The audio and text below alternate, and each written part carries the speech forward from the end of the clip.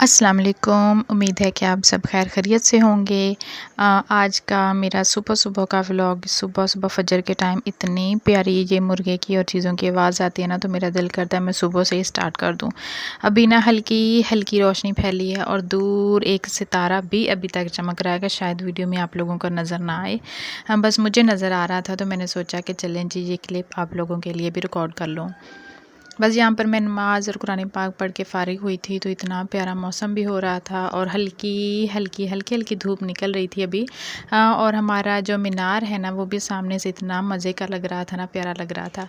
अच्छा, मैंने नमाज़ पढ़ ली और जो छोटे-छोटे मेरे काम है ना, वो मैं सारे कर लिए और मैंने अभी आसम का स्कूल जाना था उसने, तो वहाँ पर पहले वो कल वाला ही यूनिफ़ॉर्म ना मैंने सोचा उसको पहना दूँ, लेकिन देखा तो उसके बाजू गंदे हो रहे थे, तो मैंने ना ये उसका दूसरे वाला यूनिफ़ॉर्म है ये प्रेस कर दिया।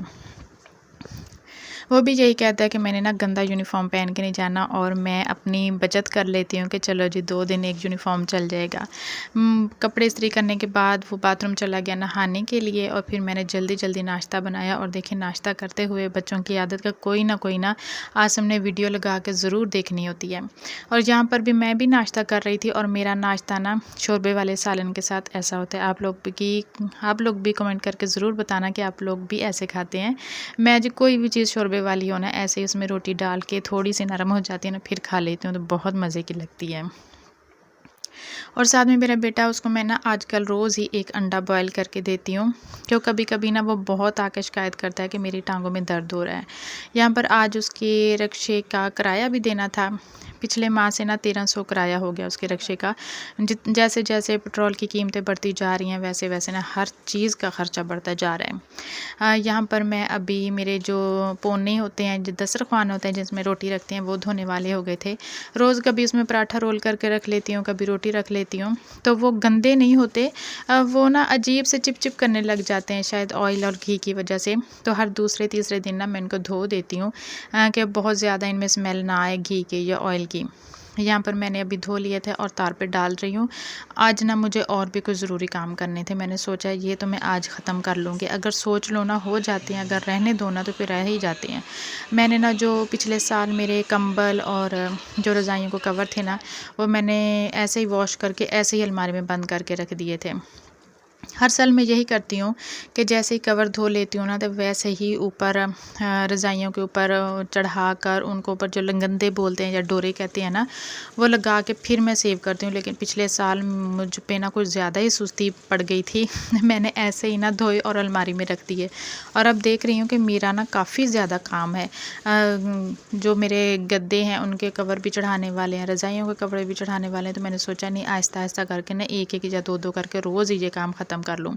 शादी से पहले इन बातों की कोई ख़बर ही नहीं थी। अम्मी ने कर दिया, हमने सो के तह करके रख दिया। हमें नहीं पता होता था कि अम्मी कब धोती हैं, कब इनको कवर चढ़ाती हैं, कब सेव करती हैं। शादी के बाद ये सारे झंझट ना हमारे गले पड़ गए। शादी से पहले तो ना कभी अम्मी ने फ़ोर्स किया और ना ही हमने कभी ध्यान दिया, लेकिन बाद में जब सर पे पड़ी ना, तो मुझे तो रज़ाई में डोरे डालने तक नहीं आते, जिसको ना वो पंजाबी में लंगंदे भी बोलते हैं ना, वो भी डालने नहीं आते थे। फिर जब मेरी जेठानी या मेरे ससुराल में से कोई भी ऐसा कोई काम करता था, मैं साथ बैठ जाती थी, अच्छा ये ऐसे करते हैं। काफ़ी दफ़ा तो मुझसे बहुत ज़्यादा गलतियाँ भी हुई, मुझे समझ ही नहीं आता था कि ये करते कैसे हैं। बस आहिस्ता-आहिस्ता गलत-मलत करते-करते कभी सही हो गया और कभी गलत हो गया ना, तो बस मैंने ना अपने जोगे जितने भी मुझसे हुए ना, अपने लिए मैंने कर लिए। ये मेरा कंबल है, ये आप मानेंगे नहीं, ये फैसलाबाद मार्केट है, वहाँ से 1000 रुपये में मिला था और ये इतना गर्म है ना कि पूरी सर्दियों के सीज़न में यही यूज़ करती हूँ, मैं रज़ाई इस्तेमाल नहीं करती। और ये मशीन में धुलता भी नहीं है, ये इतना काफ़ी वज़नी हो जाता है ना, फ़ोम है ना इसमें, तो मुझे हर सीज़न में 2 या 3 बार मैं इसे धोती हूँ और मैं ऐसे ही धोती हूँ, सेहन में रख के, फिर ऐसे इसको कुर्सी पे डाल दिया, किसी चीज़ पे भी डाल दिया, इसका पानी निकल जाता है। यहाँ पर मैंने कंबल, जब सारा पानी इसमें से निकल गया ना, तो फिर मैं इसे उठा के ऊपर डाल के, हल्की-हल्की हवा भी चल रही थी, शाम तक ये सूख जाएगा। और आज ही मैंने पोने भी धो दिए। आज मैंने जो अपनी छाबियाँ होती हैं ना, वो भी सारी धो दी। बस जब एक ही बार काम स्टार्ट कर लेना, नियत कर लें, फिर हो जाता है। अगर ये सोच लेंगे ना कल कर लूँगी, ठहर के कर लूँगी, फिर नहीं होएगा। अच्छा, ये मेरी ना जहेज़ की जो रज़ाइयाँ होती हैं ना सिल्क वाली, ये मैंने निकाली ही नहीं, कभी ज़रूरत ही नहीं पड़ी मुझे इनकी। फिर जब पेटी थी तो पेटी में थे वो रख रख देते थे, अब तो मैंने ये अलमारी बनवा ली। और ये मेरी जो रज़ाइयाँ हैं ना, इनके ऊपर अभी मैंने कवर चढ़ाने हैं। और देख देख के ना मुझे काफ़ी डिप्रेशन भी हो रही है कि हैं इतनी ज़्यादा अभी रज़ाइयाँ जिनके मैंने अभी कवर भी चढ़ाने हैं। अकेला बंदा ना इतने सारे काम एक साथ उसे बहुत मुश्किल हो जाता करते हुए। फिर एक एक या दो दो करके मैं रोज़ ही इनके ऊपर कवर चढ़ाऊँगी तो ये काम ख़त्म हो जाएगा। कुछ तो हमारे यूज़ वाली हैं और कुछ जो है ना वो मैं ऐसे रखती हूँ कि अचानक कोई मेहमान आ जाए ना तो वो मैं उनके लिए निकाल देती हूँ। लेकिन मुझे तो घर में सिर्फ 3 या 4 ही रज़ाइयाँ रोज़ के रोज़ ज़रूरत पड़ती हैं, ज़्यादा ज़रूरत भी नहीं पड़ती। ये अभी मैं रज़ाई के ऊपर जो गंदा लगा रही हूँ ना, तो ये काफ़ी अरसे के बाद मुझे ना बहुत अरसे के बाद मुझे ऐसे लगाने हैं, वरना मुझे तो समझ ही नहीं आती थी कि ये जो सुई एक दफ़ा रज़ाई के अंदर चली जाती है तो ये बाहर कैसे आती है। बस यही कुलिया समझने के लिए ना मुझे काफ़ी टाइम लग गया था। बस शुक्र है कि आ गए, मुझे इतने आ गए ना कि किसी को कहना नहीं पड़ता कि ये मुझे रज़ाई के गंदे लगा दें या डोरे डाल दें, मैं खुद ही कर लेती हूँ। आज मैंने सारे काम ना शुरू कर लिए और अगर मैंने अब शुरू कर लिया ना तो मैं रोज़ रोज़ करके ना एक एक या दो दो रज़ाइयाँ खुद ही धागे डाल के ना रख दूँगी।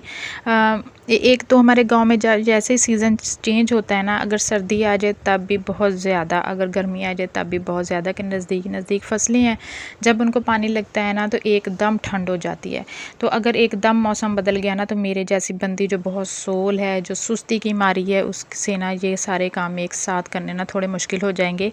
हाँ, अभी तो सहन में पंखा लगा के मैं आहिस्ता आहिस्ता काम ख़त्म कर लूँगी। अगर एकदम मेरे सर पे पड़ गई ना तो मेरे लिए बहुत मुश्किल हो जाएगा, क्योंकि घर के काम भी करने होते हैं और ये एक्स्ट्रा काम होते हैं जो अकेले बंदे से नहीं होते ना। तो फिर घर के काम करने से जितना भी मेरे पास टाइम होगा ना तो फिर मैं ऐसे ही ये सारे काम पूरे कर लूँगी।